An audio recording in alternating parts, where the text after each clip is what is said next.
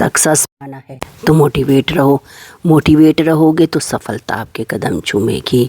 शालिग्राम शिला को भगवान विष्णु का साक्षात स्वरूप माना जाता है, जो नेपाल से निकलने वाली काली गंडकी नदी में मिलती है। इसी शालिग्राम शिला से भगवान राम और देवी सीता की मूर्ति भी बनेगी। शालिग्राम शिला की एक ऐसी कथा जिसे जानकर आप हैरान रह जाएंगे। कहते हैं जिस प्रकार नर्मदा नदी का हर पत्थर भगवान शिव का ही रूप होता है और जिसे नर्मदेश्वर बोलते हैं, उसी प्रकार गंडकी नदी का हर पत्थर शालिग्राम होता है। भगवान विष्णु का एक रूप शालिग्राम भी है और विष्णु जी के शालिग्राम रूप की पूजा सदियों से चली आ रही है। गंडकी नदी वही नदी है जहाँ शालिग्राम भगवान प्रकट होते हैं। भगवान शालिग्राम दुनिया में यदि कहीं मिलते हैं तो केवल गंडकी नदी के तट पर मिलते हैं, पर भगवान शालिग्राम गंडकी नदी में ही क्यों रहते हैं? इसी विषय से जुड़ी है भगवान शालिग्राम और वेश्या की यह कहानी। हजारों वर्षों पूर्व किसी नगर में एक वेश्या रहा करती थी जिसका नाम गंडकी था। वो रोज़ाना रात को किसी न किसी पराये पुरुष के साथ भोग विलास किया करती थी। यह उसका पेशा था। एक दिन उस गाँव में एक महात्मा जी आए। उन्होंने सभी गाँव वालों को अपने उपदेशों से कल्याण किया। जब वेश्या उन महात्मा की कीर्ति सुनी तो एक दिन वो भी उस महात्मा के दर्शनों के लिए गई और उनसे प्रार्थना की, महाराज आप तो संत हैं, साधु हैं, सबका कल्याण करते हैं, सबको पावन करते हैं, मुझ वेश्या का भी कल्याण कर दीजिए। महात्मा जी बोले, बेटी मैं तेरा कल्याण कर दूंगा, पर उसके लिए तुझे वेश्यावृत्ति छोड़नी पड़ेगी। वेश्या बोली, महाराज मैं सब कर सकती हूँ, पर तेरे वेश्यावृत्ति का धंधा नहीं छोड़ सकती, क्योंकि अब इस कार्य की मुझे आदत हो गई है और यही मेरा पेशा है। इसके सिवा आप जो भी कहेंगे मैं कर लूँगी, कृपया करके मेरा उद्धार कीजिए। महात्मा जी ने कुछ देर सोचकर कहा, तो फिर एक काम करना, जो भी पुरुष तेरे पास आएगा उसे अपना पति परमेश्वर मानकर उसकी सेवा करना, तेरा उद्धार हो जाएगा। वैश्या बोली, ठीक है महाराज, अब से मैं ऐसा ही करूँगी। अब सूर्यास्त होने के बाद जो भी पुरुष गंडकी के पास आता उसे वह अपना पति मानकर उसकी सेवा करती, सत्कार करती और अपना पत्नी धर्म निभाती। उस पुरुष को अपना परमेश्वर मानती, क्योंकि उसने महात्मा जी के वचनों पर विश्वास किया था। अब जब विश्वास किया था तो विश्वास पर तो सब कुछ टिका है। गंडकी के द्वारा सभी कार्य भगवान विष्णु देख रहे थे। उन्होंने वेश्या की परीक्षा लेने के बारे में सोचा और वे उसके घर एक साधारण से मनुष्य का रूप लेकर पहुंच गए। गंडकी ने उनका सत्कार किया और उन्हें अपना पति मानकर पूरे मन से सेवा की। भगवान विष्णु गंडकी की सेवा देख रहे थे, उसकी लगन देख रहे थे कि वह पत्नी की भांति उनकी कितनी सेवा कर रही है और उन्हें अपना पति मान रही है। गंडकी अपना पत्नी धर्म निभा रही थी। अब भगवान विष्णु ने एक लीला रची। वे अपना सिर पकड़कर बैठ गए और गंडकी घबरा गई। उसने पूछा, क्या हुआ स्वामी, आपको अचानक क्या हो गया? आपकी तबीयत तो ठीक है ना? भगवान विष्णु बोले, पता नहीं, सिर दर्द से फटा जा रहा है, बहुत भयंकर पीड़ा हो रही है। गंडकी बोली, मैं अभी वैद्य जी को बुला कर लाती हूँ।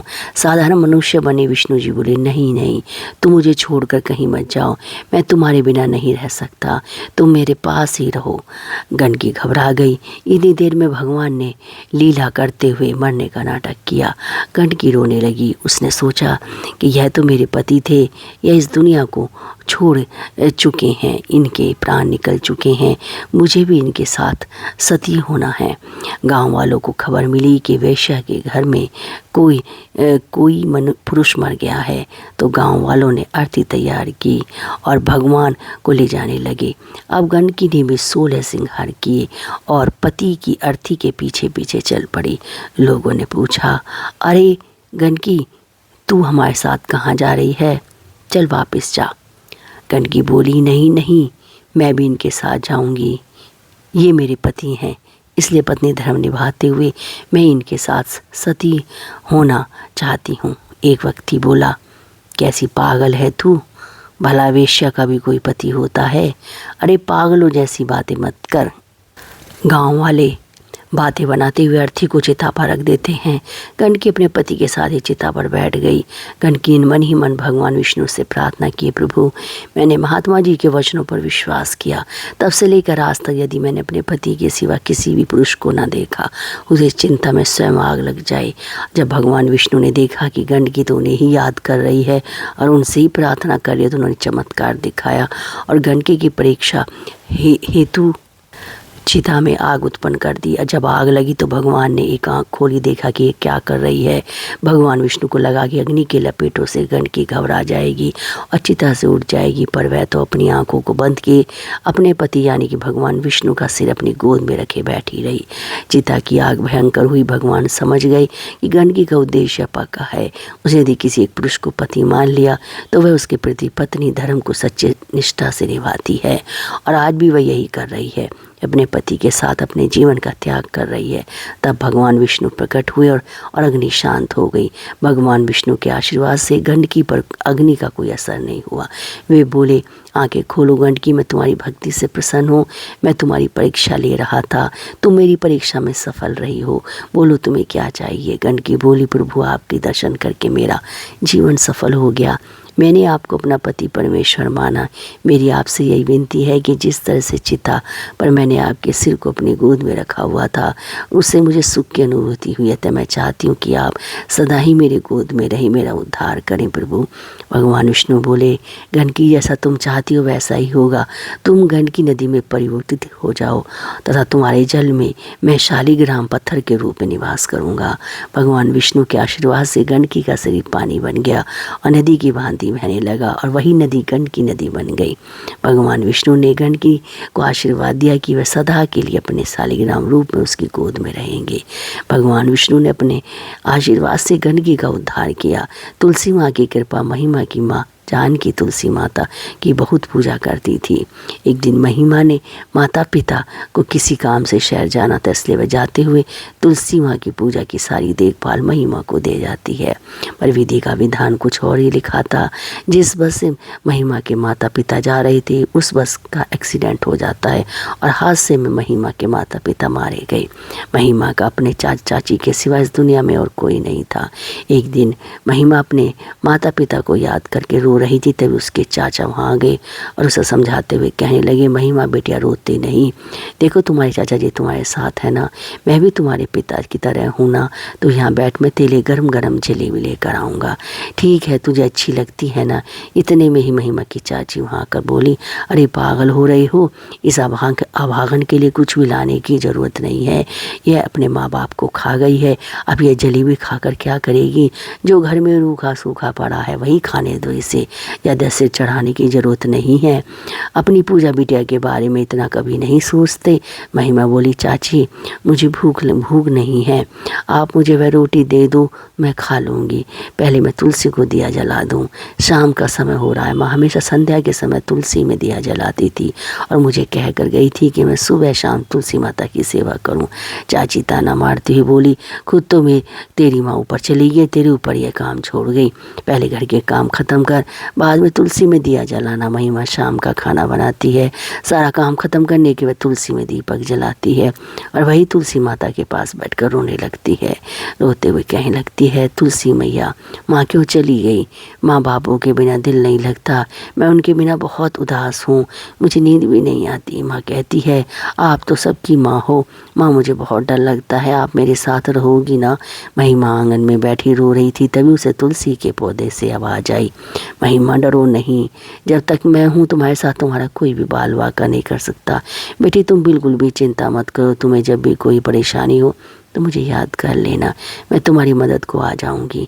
आवाज़ सुनकर महिमा चौंकी और सोचने लगी, यह आवाज़ तो तुलसी मैया के पौधे से आ रही है, इसका मतलब तुलसी मैया तक मेरी प्रार्थना पहुंच गई है। मैया अब मैं बिल्कुल भी नहीं डरूंगी, मैं जानती हूँ कि आप मेरे साथ हो। महिमा तुलसी माता की आवाज़ सुनकर खुश हो जाती है और उसको यकीन था कि तुलसी माता का आशीर्वाद उसकी माँ के रूप में उसके साथ था। पर महिमा की चाची के स्वभाव में बहुत अंतर आ गया था। वह तो बस यही चाहती थी कि जो भी जेवर महिमा की माँ उसे देकर गई है उन जेवरों को हड़प ले, पर माँ तुलसी के होते वैसा कभी नहीं हो सकता था। एक दिन उसकी चाची सोचने लगी, इसके सारे जेवर चुपचाप संदूक में छुपा देती हूँ और किसी दिन मौका देकर सारे जेवर बेच दूँगी और पैसों को अपने पास जोड़ कर रख लूँगी। ये पूछेंगे तो बोल दूँगी चोर चुरा कर ले गया। महिमा की चाची सारे जेवर संदूक में बंद करके ताला लगा देती है और एक दिन चाची महिमा से कहती है, महिमा महिमा कब से तुझे आवाज़ लगा रही हूँ, मैं बाज़ार जा रही हूँ, मेरे लौटने तक सारे कपड़े धोकर आंगन को अच्छे से लीप देना और दोपहर का खाना बना कर रख देना, कोई भी काम रहा ना हो। मेरी खैर नहीं। सुनकर महिमा बोली, पर चाची मुझे तो मिट्टी से आंगन लीपना नहीं आता, मैंने ये काम कभी नहीं किया। चाची गुस्से से बोली, बढ़िया ही काम के बहाने ढूंढने वाली, जैसे मर्जी कर, पूरा आंगन अच्छे से लीपा होना चाहिए। महिमा को सारे घर का काम देकर उसकी चाची अपनी बेटी के साथ बाजार घूमने चली जाती है। उनके जाने के बाद महिमा मन ही मन तुलसी माँ से प्रार्थना करती है, हे तुलसी माँ मेरी मदद करो, मुझे आंगन लीपना नहीं आता, चाची आकर मुझे मारेगी। महिमा रोने लगी। तभी उसके सामने तुलसी माता प्रकट होती है और एक साधारण स्त्री का रूप लेती है। उससे कहती है, बेटी तुम चिंता मत करो, लाओ मिट्टी दो, मैं तुम्हारा पूरा आंगन लीप देती हूँ। महिमा कहती है, माँ मैं जानती हूँ आप मेरी मदद को होगी। साधारण स्त्री के रूप में माता तुलसी मुस्कुराने लगती है और कुछ देर बाद महिमा देखती है कि माँ तुलसी ने कुछ ही पलों में सारा काम खत्म कर दिया। ये देख महिमा बड़ी हैरान होती है और कहती है, माँ आपने तो सारा काम चुटकियों में ही खत्म कर दिया, अब चाची मेरे ऊपर गुस्सा नहीं करेगी। माता तुलसी कहती है, बेटी अब तुम थोड़ी देर आराम से सो जाओ। महिमा वही तुलसी के पौधे के पास सो जाती है और देवी तुलसी अंतर ध्यान हो जाती है। महिमा की चाची जब घर आकर सारा काम निपटा हुआ देखती है तो वह हैरान रह जाती है। अब वह रोजाना कठिन से कठिन काम महिमा को देकर जाने लगी, पर तुलसी माता आकर सारा काम कर देती थी। एक दिन महिमा की चाची ने चोरी छुपे तुलसी को स्त्री के रूप में घर का काम करते हुए देख लिया। यह सब देखकर सोचती है कि यह बात है, तभी मैं कहूँ महिमा इतनी जल्दी से घर के काम कैसे ख़त्म कर लेती है। मैं किसी औरत की मदद लेती है जो यहाँ पर इसके बदले घर का काम करती, कहीं ऐसा ना हो इसने पूरा घर ना लुटा दिया हो। कोई भरोसा नहीं है, काम के बदले कुछ ना कुछ ज़रूर कुछ दे रही होगी। एक बार संदूक में जाकर देखती हूँ इसने कहीं जेवर तो इसे दान में नहीं दिए। महिमा की चाची कमरे में जाकर संदूक देखती है जिसे महिमा की माँ जानकी के जेवर रखे हुए थे, पर संदूक में जेवर की जगह पत्थर थे। महिमा की चाची अपना सिर पीट लेती और रोते हुए कहने लगी, हे राम मैं तो लूट गई, बर्बाद हो गई। सुनो जी, जेठानी जी के सारे जेवर चोरी हो गए, जरूर इस महिमा ने उस औरत को दे दिए जिसे चोरी छिपे घर के काम करवाती है। इसे बोलो उस औरत को बुलवाए, वो कहाँ रहती है, चुपचाप चोरी किए हुए सारे जेवर वापस करे। इतने में महिमा के चाचा बोले, तुम किसके बारे में बात कर रही हो सुलोचना? महिमा घर का काम किसी और से करवाती है तो फिर तुम क्या करती हो? घर के काम तो तुम्हें करना चाहिए ना। मुझे कुछ भी समझ में नहीं आ रहा। महिमा ने अपने चाचा को बताया, चाचा चाची सारे दिन घर के काम मुझसे करवाती थी, मुझसे अकेले सारे काम नहीं हो रहे थे, मुझे कुछ काम करना ही नहीं आता, इसलिए मैंने तुलसी माता को बुलाया। चाची जिनके बारे में कह रही है वो तुलसी माता है, वही रोज़ाना मेरी मदद को आती हैं। इतने में चाची बोली, देखो देखो ये कैसे बुद्धू बना रही है, भला तुलसी के पौधे में से भी तुलसी माता बाहर आ सकती है? ऐसा कभी नहीं हो सकता। यह तो वह पागल हो गई है या किसी के कहने पर ऐसा कर रही है। इससे पूछो कि सारे जेवर कहाँ हैं, न जाने इसने किसे दे दिए। सबसे पहले तो उस औरत को बुलाए और इससे पूछे कि जेवर कहाँ हैं। महिमा तुलसी के पौधे के सामने प्रार्थना करती है, हे तुलसी मैया, चाची को विश्वास नहीं हो रहा आप मेरी मदद को आती हैं। माँ ओ ना मेरी मदद करो, चाची को बताओ मैंने आपको कोई गहने नहीं दिए। हे तुलसी माता मेरी मदद करो। महिमा रोने लगती है। तभी तुलसी के पौधे से माँ तुलसी प्रकट होती और कहती, घबराओ नहीं महिमा बेटी, मेरे होते हुए तुम्हें कुछ नहीं होगा। सुलोचना तुम्हारे मन का लालच मैं देख सकती हूँ, तुमने एक भोली भाली बच्ची को पर कितना अत्याचार किया है, मैं इसका दंड तुम्हें अभी दे सकती हूँ। तभी महिमा बोली, नहीं माँ, चाची को कुछ मत कहो, चाची की तरफ से मैं माफ़ी मांगती हूँ। तभी चाचा जी तुलसी माँ से प्रार्थना करते हैं, तुलसी माँ आपके दर्शन पाकर हम तो कृतार्थ हो गए, हमें क्षमा करो माँ, मैं इन सबसे अनभिज्ञ हूँ, मुझे नहीं पता कि सुलोचना महिमा के साथ कैसा व्यवहार करती है।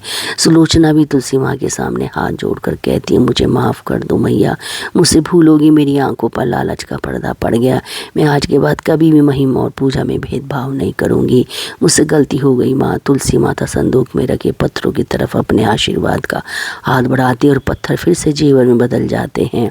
और इसके बाद सबको अपना आशीर्वाद देकर तुलसी माता अंदर ध्यान हो जाती हैं। उस दिन से महिमा की चाची भी तुलसी माता की सेवा करती है। माँ तुलसी के आशीर्वाद से महिमा के जीवन में सब कुछ ठीक हो जाता है। और यह कहानी आपको कैसी लगी? अगर पसंद आई है तो वीडियो को लाइक करें और हमारे चैनल को सब्सक्राइब करें धार्मिक पुरानी कहानियों को सुनने के लिए। राधे राधे, जय श्री कृष्णा।